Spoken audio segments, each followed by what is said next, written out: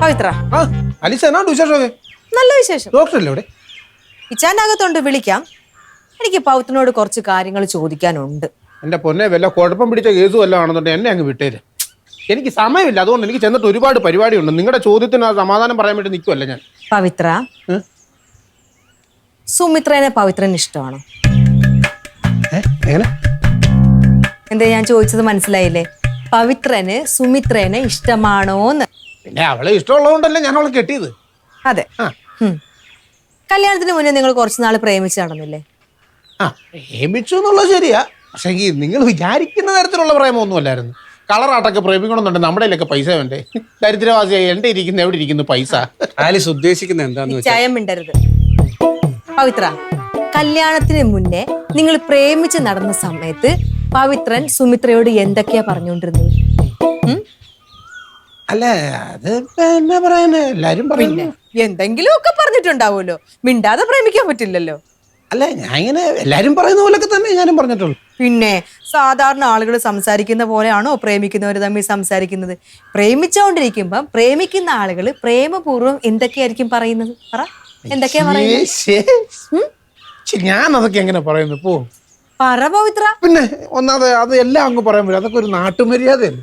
അതൊക്കെ ഞങ്ങൾ സ്വകാര്യമായിട്ടിരിക്കുന്ന സമയത്ത് ഞാനും സുമിത്ര അതും ഇതൊക്കെ പറഞ്ഞൊന്നും പറഞ്ഞുകൊണ്ട് അതൊക്കെ ഇപ്പൊ എനിക്ക് ആലീസിനോട് അങ്ങനെ പറയാൻ പറ്റുമോ? പച്ചക്കൊക്കെ അങ്ങനെ ഞാൻ പറയുന്നത്. എന്താ ഉദ്ദേശിക്കുന്നത്? ചായം മിണ്ടരുത്. സുമിത്ര ഭയങ്കര സുന്ദരിയാന്ന് പറഞ്ഞിട്ടുണ്ടോ? പിന്നെ അങ്ങനെ പറഞ്ഞിട്ടുണ്ട്. ഉണ്ട്. പിന്നെ ആത്മാർത്ഥമായിട്ടാണോ പറഞ്ഞത്? പിന്നെ ആത്മാർത്ഥമായിട്ടല്ലേ പറഞ്ഞത്. ഇപ്പൊ എങ്ങനെയാ സുമിത്ര സുന്ദരിയാന്ന് തോന്നുന്നുണ്ടാ? എങ്ങനെ? അല്ല, കല്യാണം കഴിഞ്ഞിട്ട് കുറച്ച് നാളായില്ലേ, അപ്പൊ ഇപ്പോഴും സുമിത്ര സുന്ദരിയാന്ന് പവിത്രന് തോന്നുന്നുണ്ടോന്ന്? കല്യാണം കഴിഞ്ഞൊന്നും പറഞ്ഞ സൗന്ദര്യം പോവൂ? സുമിത്ര എപ്പോഴും സുന്ദരിയാ. ഈ ചായം മിണ്ടരുത്. അതാണ് എനിക്കറിയേണ്ടത്. കല്യാണത്തിന് മുന്നേ ഒരഭിപ്രായം, കല്യാണത്തിന് ശേഷം വേറൊരു അഭിപ്രായം. ഇങ്ങനെ പറയുന്ന ആളുകളെ പറ്റിയിട്ട് പവിത്രന്റെ അഭിപ്രായം എന്തുവാ? എനിക്കറിയാൻ മേല, അതൊക്കെ അവരോട് ഒന്ന് ചോദിക്കണം. ആക്ച്വലി ചായം മിണ്ടരുത്. പവിത്ര, കല്യാണത്തിന് മുന്നേ ഭാര്യമാരെ പൊക്കി പറയും, കല്യാണം കഴിഞ്ഞിട്ട് അങ്ങനെ ഒന്നും പറയത്തില്ല. അതിന്റെ അർത്ഥം എന്തുവാ? എനിക്ക് അറിയത്തില്ലെന്നേ. ഇത് ഉദ്ദേശിക്കുന്ന ചായം മിണ്ടരുത്. ഭാര്യക്ക് കുറച്ച് തടി കൂടിപ്പോയി, അപ്പൊ ഭാര്യയുടെ ഗ്ലാമർ കുറച്ച് കുറഞ്ഞു പോയി എന്നൊക്കെ ഒരു ഭർത്താവ് ചിന്തിക്കണമെങ്കിൽ അതിന്റെ കാരണം എന്തായിരിക്കും? എനിക്ക് അറിയത്തില്ലെന്ന് പറഞ്ഞില്ലേ? ആലിസ് എന്താ ഉദ്ദേശിക്കുന്നതെന്ന് പറഞ്ഞു. ഈ ചായം മിണ്ടരുത്. ബീഫ് കഴിക്കുന്നതിനെ പറ്റിയിട്ട് പവിത്രന്റെ അഭിപ്രായം എന്തുവാ? ബീഫോ? അതായത് മിണ്ടരുതെന്ന് പറഞ്ഞില്ലേ? ഓക്കെ അല്ലേ? എന്റെ പവിത്ര, കുറച്ച് കാലമായിട്ടുണ്ടല്ലോ ഈ ഇച്ചാനില്ലേ, ഒരു തരി സ്നേഹം എന്നോടില്ല. ഞാൻ ചെയ്യുന്നതും പറയുന്നതും ഒക്കെ കുറ്റം. ഇപ്പോഴല്ലേ ഇച്ചാന്റെ മനസ്സിലിരിപ്പ് എനിക്ക് മനസ്സിലായത്. ഒരു ഭാര്യക്ക് ഇച്ചിരി ബീഫ് കഴിക്കാൻ ആഗ്രഹം തോന്നുന്നത് തെറ്റാണോ പവിത്ര? അത് വാങ്ങിച്ചു തരാൻ ഒരു ഇത്തിരി ഇഷ്ടം പോലും ഇല്ല, അറിയാമോ?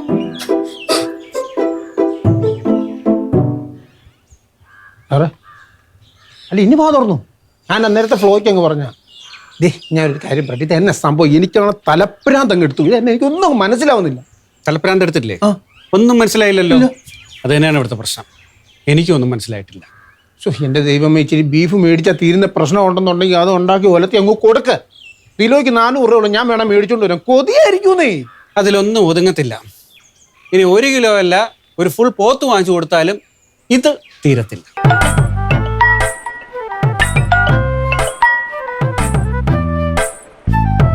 ഹലോ ഹലോ, ആലീസ് അല്ലേ? ഞാൻ സുലോചനയാ. എന്തുണ്ട്? ഒന്നുമില്ല, ഞാനും കുട്ടിയുടെ കൂടെ സംസാരിച്ചപ്പോ ഇന്ന് ആലീസിന്റെ കാര്യം പറഞ്ഞു. എന്നാ പിന്നെ ഒന്ന് വിളിച്ചു കളയാന്ന് കരുതി. ഓ, വേറൊന്നുമല്ല, ആലീസിന് ബീഫ് ഭയങ്കര ഇഷ്ടമാണല്ലേ? ഞാൻ അറിഞ്ഞു. ഡോക്ടറാ കുട്ടിയേട്ടനോട് പറഞ്ഞത്. ഇന്നേ ഞങ്ങൾ ബീഫ് ഫ്രൈ ഉണ്ടാക്കാനായിട്ട് പ്ലാൻ ചെയ്തു. അപ്പോഴാണ് ആലീസിന്റെ കാര്യം സംസാരിച്ചത്. ആലീസ് ഉണ്ടാക്കുന്ന അത്ര രുചിയുണ്ടോന്ന് എനിക്കറിയില്ല. എന്തായാലും ഞാനത് കൊടുത്തു വിടാം. ആലീസ് ഒന്ന് കഴിച്ചു നോക്കണേ. അല്ല അല്ല, അത് വേണ്ട. എന്ത് വർത്തമാനം ആലീസേ? നമ്മൾ തമ്മിൽ ഇങ്ങനെ ഫോർമാലിറ്റിയിൽ ആവശ്യമുണ്ടോ? ആലീസ് ഒന്ന് കഴിച്ചു നോക്ക്. രുചി പോരെങ്കിൽ അറിയാലോ. ബീഫ് ഉണ്ടാക്കാൻ ആലീസിന്റെ അടുത്ത് പഠിക്കുകയും ചെയ്യാം. ഞാൻ ഇപ്പൊ തന്നെ കൊടുത്തു വിടും കേട്ടോ. അതെ അതെ, ശരി. കർത്താവ് ഇച്ചാൻ എന്നെ മനഃപൂർവ്വം നാണം കെടുത്താനായിട്ട് ഇറങ്ങിയേക്കുവാണല്ലേ. ഇനി അവരുടെ മുഖത്തൊക്കെ ഞാൻ എങ്ങനെ നോക്കും? ശ്ശേ. ആ ദേ വരുന്നുണ്ട്. ഇന്ന് ഇച്ചായന്റെ അന്ത്യമാണ്. കണ്ട പെണ്ണുങ്ങളെ സൂപ്പിക്കാൻ വേണ്ടിട്ട് എന്നെ നാണം കെടുത്താനായിട്ട് ഇറങ്ങിയേക്കുവാ.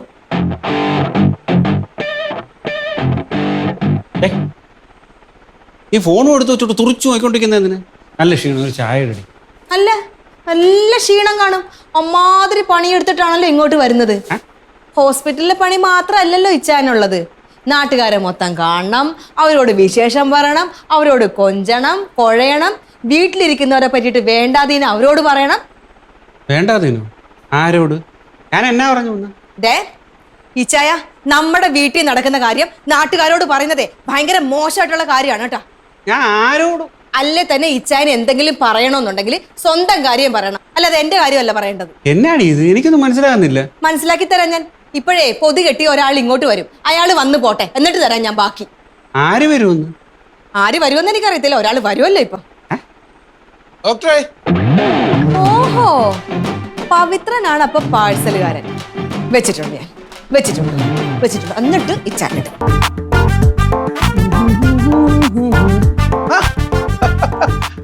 എന്താ പവിത്ര പതിവില്ലാത്ത ഈ നേരത്ത്? അല്ല, പതിവില്ലാത്ത കാര്യങ്ങൾ ഇങ്ങനെ ഉണ്ടാകുമ്പോഴാണല്ലോ പതിവില്ലാതെ ഞാൻ വരേണ്ടതായിട്ട് വരുന്നത്. ഞാനിപ്പോൾ എന്തിനാണ് വന്നതെന്ന് അറിഞ്ഞാൽ ആലീസ് ഞെട്ടും. നോക്കിക്കോ. ആലീസിനെ ഞെട്ടിക്കുന്നത് അവിടെ നിക്കട്ടെ, ഇപ്പൊ എന്തിനാ വന്നേന്ന് പറ. ഇതിനകത്ത് എന്താണെന്ന് പറഞ്ഞാൽ ആലീസ് ഒരു സംഭവമാണെന്ന് ഞാൻ പറയും. ആലീസ് ഒരു വലിയ സംഭവം തന്നെ. അതിനിപ്പോ തൽക്കാലം പവിത്രന്റെ സർട്ടിഫിക്കറ്റ് എനിക്ക് ആവശ്യമില്ല. ഇതെന്നാന്നറിയാവോ? ബീഫ് ഫ്രൈ, നല്ല ഒന്നാം തരം ബീഫ് ഫ്രൈയാ. ഇനി ഇത് എവിടുന്നാ കൊണ്ടുവരുന്നതെന്നും കൂടെ അറിഞ്ഞാൽ ആലീസ് ഞെട്ടും.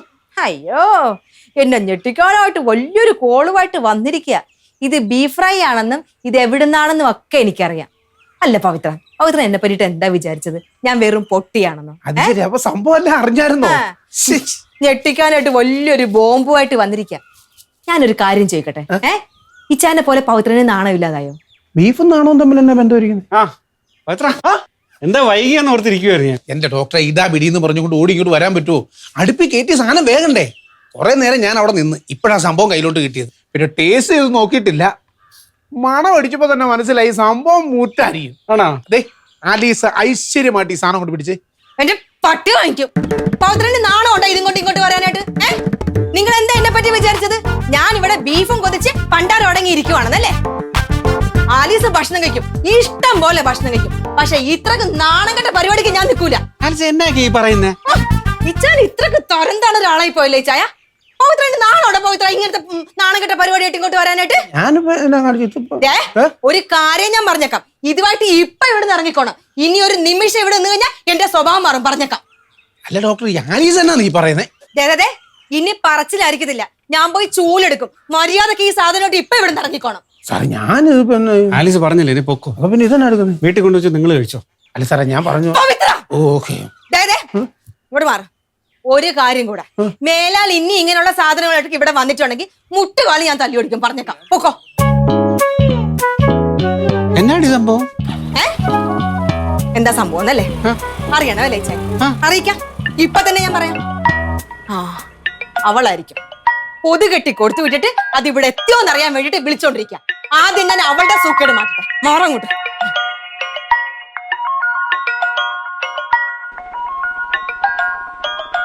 ഇതവള് തന്നെ. ഇന്ന് ഞാൻ ഇവിടെ ശരിയാക്കി കൊടുക്കുന്നുണ്ട്. ഹലോ ആലീസ, ഞാനാ. എന്താ? എനിക്കൊരു അബദ്ധം പറ്റി. ആലീസ് ഒന്നും വിചാരിക്കരുത്. ബീഫ് അടുപ്പത്ത് വെച്ചിട്ട് ആലീസിനോട് സംസാരിച്ചിട്ട് തിരിച്ചു വന്നപ്പോഴേ അത് കരിഞ്ഞുപോയി. കഷ്ടമായിപ്പോയി. ആലീസിനത് തന്നുവിടുന്ന ഓർത്ത് ആത്മാർത്ഥമായിട്ട് ഉണ്ടാക്കിയതാ. എന്തായാലും ആദ്യമായിട്ട് കൊടുത്തു വിടുന്ന ഫുഡ് മോശമാവാൻ പാടില്ലല്ലോ. അതുകൊണ്ട് അടുത്ത പ്രാവശ്യം ഉണ്ടാക്കുമ്പോ കൊടുത്തു വിടാമേ.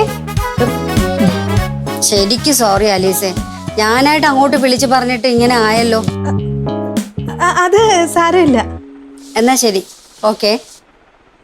ശരി.